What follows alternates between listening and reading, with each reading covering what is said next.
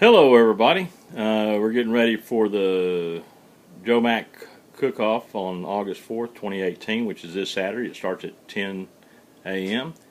It's open at the American Legion, post 453, over by Love Field and Bachman Lake, just Dallas,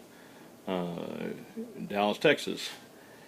We got chili over here that's been simmering.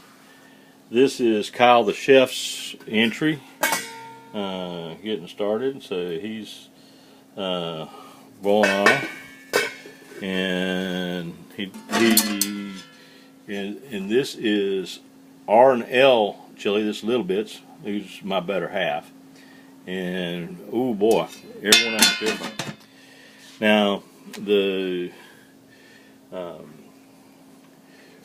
Robin and Kyle are more from scratch people, and I kind of cheat a little bit, and I like to use a pressure cooker. I mean, most time in the day making chili, I love fresh chili, but I always started with the 2-alarm and fresh vegetables and mixed up. And I like beans in my chili. Of course, my better half says, hey, it's un-Texas to have beans in your chili, but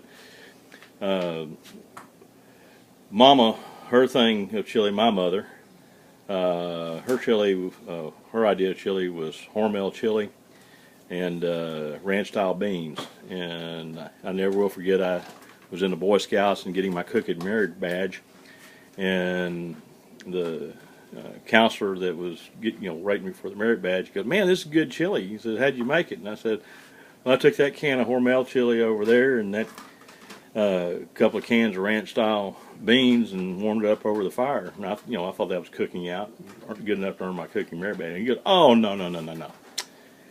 So anyway, the variations, the 2-alarm chili kit, always kinds of good starter kit because it has all the ingredients in it, and it tells you how to do it, and where Kyle the chef, they use all natural ingredients and everything from the spice cabinet.